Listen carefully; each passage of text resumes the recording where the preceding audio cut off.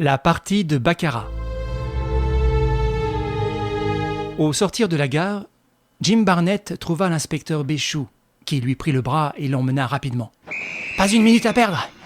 D'un instant à l'autre, la situation peut empirer. » Le malheur me semblerait beaucoup plus grand si je savais de quelle situation il s'agit.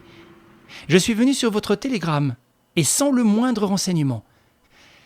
C'est ainsi que je l'ai voulu. Vous ne vous défiez donc plus de moi, Béchou ? Je me défie toujours de vous, Barnett, et de vos façons de régler les comptes des clients de l'agence Barnett.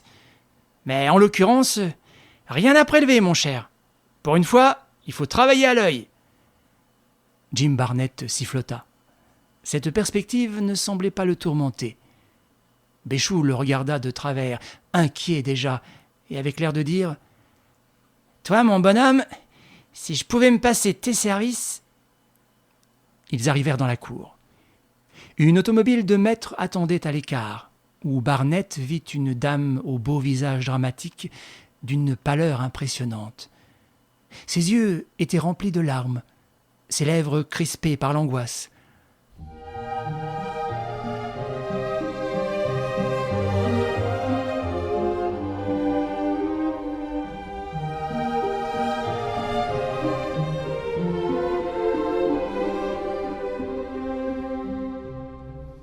Elle poussa aussitôt la portière et Béchou fit les présentations.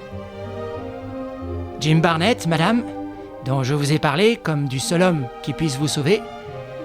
Madame Fougeret, femme de l'ingénieur Fougeret, qui est sur le point d'être inculpée. Inculpée de quoi ? D'assassinat. Jim Barnett eut un petit claquement de langue. Béchou fut scandalisé. Excusez mon ami Barnett, madame. Plus une affaire est grave, et plus ils se sont à l'aise. L'auto roulait déjà vers les quais de Rouen. On tourna sur la gauche, et l'on s'arrêta devant une vaste maison dont le 3e étage servait de local au cercle normand. C'est là que les gros négociants et industriels de Rouen et des environs se réunissent pour causer, lire les journaux et jouer leur bridge ou leur poker. Le vendredi surtout, qui est jour de bourse. Comme il n'y a personne avant midi que les gens de ménage, j'ai tout loisir de vous mettre au courant du drame qui s'y est passé.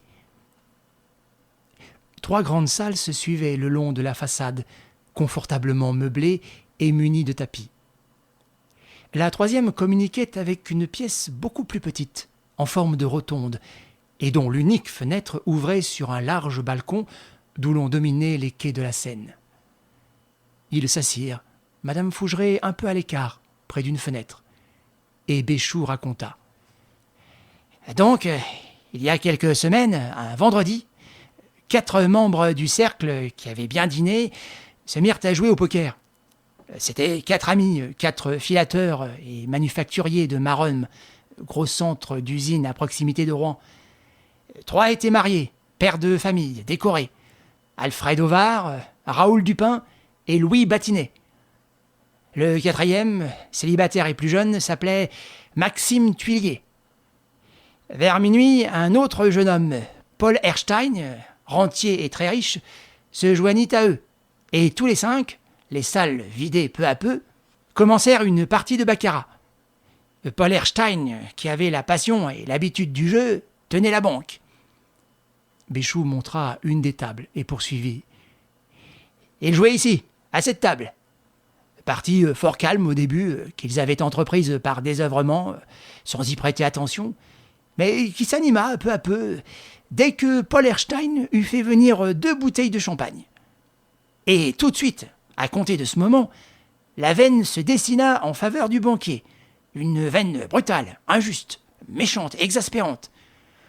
Paul Erstein retournait à neuf quand il le fallait, donnait une bûche à l'instant voulu. Les autres, enragés, redoublaient leurs attaques. Vainement. Inutile, n'est-ce pas, de s'appesantir davantage. Le résultat de ces extravagances, où chacun s'entêtait contre tout bon sens, le voici. À 4 heures, les industriels de Maromme avaient perdu tout l'argent qu'ils rapportaient de Rouen pour régler les salaires de leurs ouvriers. Maxime Thuillier devait en outre à Paul Erstein, sur parole, 80 000 francs. L'inspecteur Béchou respira un moment, puis reprit. Et soudain, coup de théâtre. Nous espérons que vous avez apprécié cet aperçu. Pour continuer à écouter ce livre audio sur Google Play Livres, utilisez le lien dans la description de la vidéo.